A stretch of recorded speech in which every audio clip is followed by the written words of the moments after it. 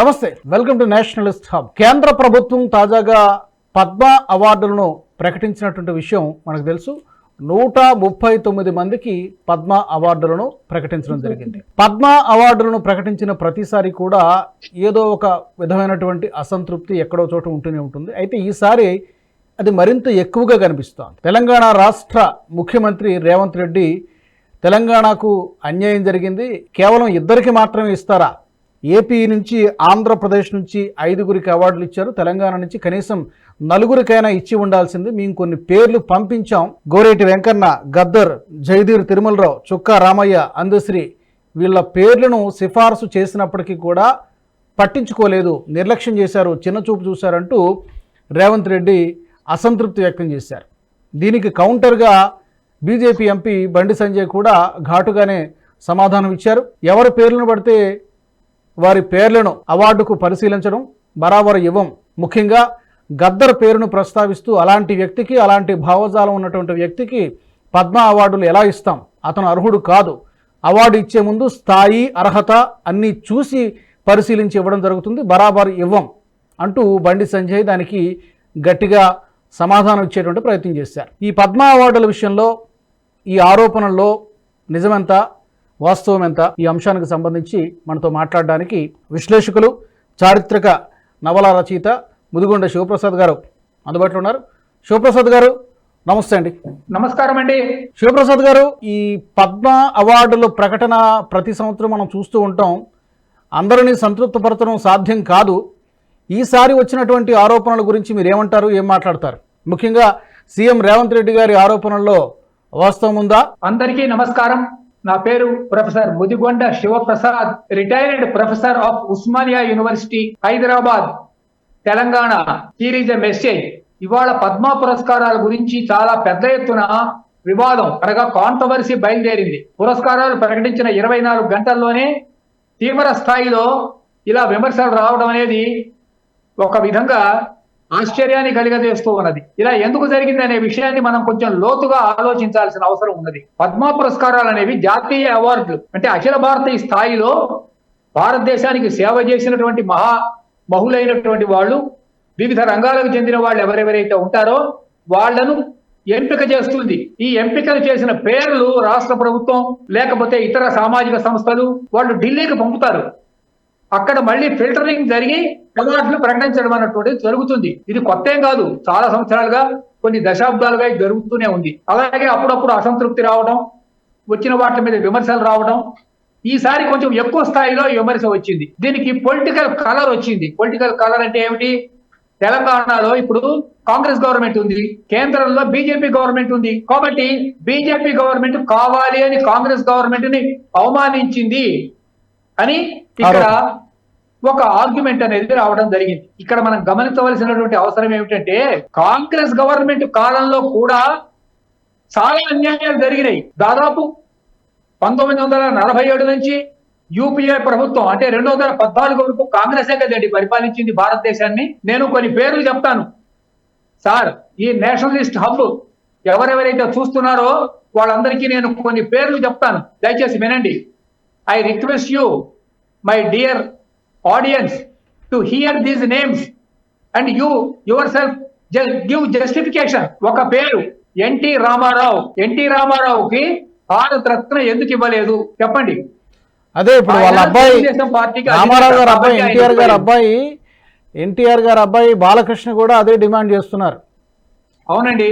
అయితే మీరు ఇంకో క్వశ్చన్ వేయవచ్చు, ఎన్టీ రామారావుకి ఎందుకు ఇవ్వాలి అని మీరు క్వశ్చన్ చేయవచ్చు. ఎందుకు ఇవ్వాలి మరి ఎంజి రామచంద్రునికి ఎందుకు ఇవ్వాలి అని నేను ప్రశ్న వేసుకున్నాను. When you have awarded Bharat Ratna to MGR just for the sake of your political advantage, why you are refusing Bharat Ratna to NTR? What's in NTR has committed? Please tell me. NTR కి ఎందుకు భారతరత్న ఇవ్వలేదు Congress government? Swatantra Veer Savarkar, the greatest darling of our Indian political leaders, Swatantra Veer Savarkar పేరు కూడా ఎక్కడ ఉచ్చరించకుండా చేశారు. సరిగదా? ఆయన బూతులు తిడుతున్నారు. ఆయనకి భారతరత్న ఇవ్వలేదు స్వతంత్ర వీర సావర్కర్ కు. పోనీ కాంగ్రెస్ గవర్నమెంట్ సంగతి అర్థండి. బీజేపీ గవర్నమెంట్ కూడా, why BJP government has not declared Bharat Ratna to Swatantra Veer Savarkar? No, I'm asking our beloved Narendra Modi, please give me an explanation. Netaji Subhash Chandrabose ఇచ్చారా సార్ రాజు గారు? లేదు. మరి నేతాజీ సుభాష్ చంద్రబోస్ మరి ఎవరికంటే తక్కువ అండి? నేతాజీ సుభాష్ చంద్రబోస్ కాంగ్రెస్ వాళ్ళు ఇవ్వలేదు, బీజేపీ వాళ్ళు ఇవ్వలేదు. ప్రస్తుత బెంగాల్ గవర్నమెంట్ ఏమన్నా రికమెండ్ చేసిందా నేతాజీ సుభాష్ చంద్రబోస్ కి భారతరత్న ఇవ్వాలని? రికమెండ్ చేయలేదు. ఎందుకండి? What's in Netaji Subhash Chandrabose committed? Sivaprasad garu Netaji Subhash Chandrabose కన్నా, స్వతంత్ర వీర సావర్కర్ కన్నా, టంగుటూరి ప్రకాశం పంతులు కన్నా కూడా ఇప్పుడు భారతరత్న తెచ్చుకున్న వాళ్ళు ఏ విధంగా గొప్ప? నేను అడుగుతున్నాను. I'm asking directly a question. This is a big controversy. I congratulate our honourable chief minister of Telangana, that is Revanth Reddy, because మీరు ఇప్పుడు ఒక కాంట్రవర్సీని రైజ్ చేశారు. దీన్ని అన్ని కోణాల నుంచి చర్చించాలి, ఒక కోణం నుంచి కాదు. భారతరత్న సావర్కర్ ఎందుకు ఇవ్వలేదు? ఓకే, నేను అడుగుతున్నా. ఇప్పుడు కూడా జవాబు చెప్పాలి. శివప్రసాద్ గారు సార్, ఇప్పుడు రేవంత్ రెడ్డి గారి ఆరోపణల్లో తెలంగాణకు రావాల్సిన అవార్డులు రాలేదు, చాలా మంది పేర్లను పంపించాం, కొంతమంది పేర్లను పంపించాం, వాటిని కనీసం పరిశీలించలేదు, కేవలం 2 మాత్రమే ఇచ్చారు. అందశ్రీ గాని ముఖ్యంగా గద్దర్ విషయంలో కాంట్రవర్సీ నడుస్తోంది. గద్దర్కి ఎందుకు పద్మ అవార్డు ఇవ్వలేదు? దీనికి బండి సంజయ్ గారు మాట్లాడారు. అతని భావజాలం ఏంటి, అతని ఐడియాలజీ ఏంటి, ఎవరికి పడితే వాళ్ళకి అవార్డులు ఇవ్వం, బరాబర్ ఇవ్వం అంటూ మాట్లాడారు. ఈ గద్దర్కి అవార్డు ఇవ్వకపోవడాన్ని మీరు ఎలా చూస్తారు? అతను అర్హుడా కాదా? మీ వ్యక్తిగత అభిప్రాయం ఏంటి? గద్దరు అతను అర్బన్ టెర్రరిస్ట్ అనే విషయంలో అందరికీ తెలిసి విషయం. ఇప్పుడు భారతదేశంలో అర్బన్ టెర్రరిస్ట్ అని కొందరున్నారు, జంగిల్ టెర్రరిస్ట్ అని కొందరున్నారు, రూరల్ టెర్రరిస్ట్ అని కొందరున్నారు. మూడు varieties: urban, rural, jungle. Terrorist అనగానే మనకు తుపాకులు పట్టుకున్న అడవుల్లో ఉన్న వాళ్ళే కనపడతారు. అర్బన్ టెర్రరిస్టులు చాలా మంది ఉన్నారు కదా. గద్దర్ తన జీవితం అంతా కూడా యాంటీ నేషనల్ గా వ్యవహరించాడు. గద్దర్ అనే పేరే యాంటీ నేషనల్ కదండి. గద్దార్ మీన్స్ దేశద్రోహి అని అర్థం. ఆయన అసలు పేరు విఠలరావు.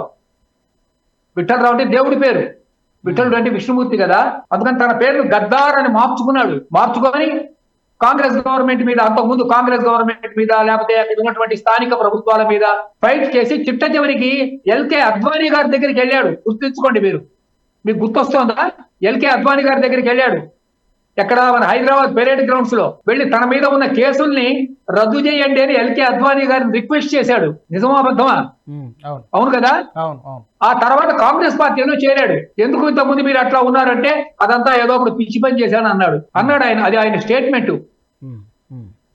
అలాంటప్పుడు కేంద్ర ప్రభుత్వం ఒక పురస్కారం ఇచ్చినప్పుడు వాళ్ళు సిఐడీల నుంచి, వాళ్ళ ఇంటెలిజెన్స్ నుంచి రిపోర్ట్స్ తెప్పించుకుంటారు. అవన్నీ పరిశీలిస్తారు. పరిశీలించిన తర్వాత వాళ్ళు ఒక డెసిషన్ తీసుకుంటారు. అంతేగాని ఇప్పుడు కేవలం president of India, prime minister of India వాళ్ళు ఏదో కళ్ళు మూసుకొని సంతకాలు పెడతారని మనం అట్లా అనుకోకూడదు. We should not think like that. రెండో ప్రశ్న ఫిల్టరింగ్స్ జరుగుతాయి. రెండో ప్రశ్న శివప్రసాద్ గారు, సరే గద్దర్ అర్హుడు కాదు అనేది మీరు తేల్చి చెప్పేశారు. రెండోది, రేవంత్ రెడ్డి గారి ఆరోపణ తెలంగాణకు రావాల్సిన అవార్డులు రాలేదు, కేవలం 2 మాత్రమే ఇచ్చారు. నాగేశ్వర రెడ్డి గారికి అలాగే మందకృష్ణకు పద్మశ్రీ పురస్కారాలు, అతనికేమో పద్మవిభూషణ్ వచ్చింది. కనీసం 4 నుంచి 5 అవార్డులు ఉండాల్సింది. ఏపీకి 5 ఇచ్చినప్పుడు మాకు కూడా ఇచ్చి ఉండాల్సింది అనేది సీఎం గారి ఆరోపణ. మీరు అన్యాయం జరిగిందని ఫీల్ అవుతున్నారా? లేకపోతే ఇవ్వచ్చు అండి, తప్పేం లేదు.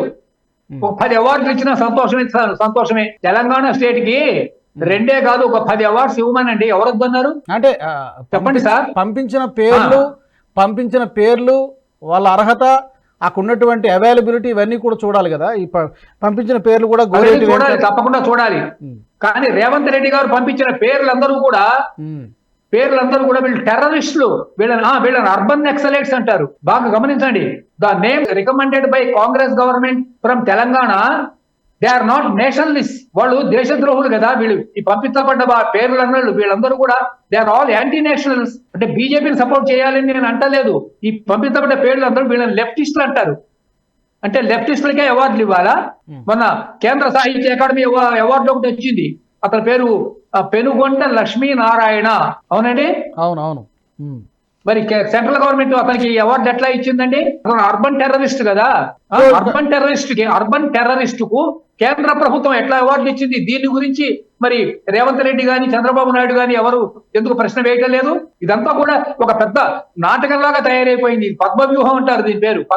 పద్మ అవార్డ్స్ కాదు, పద్మ వ్యూహం. సో ఈసారి దీని మీద ఏదో 2 నిమిషాలు నేను మాట్లాడటం, మీరు వినడం కాదు. We want a national discussion. All India level లో ఒక పెద్ద చర్చ జరగాలి.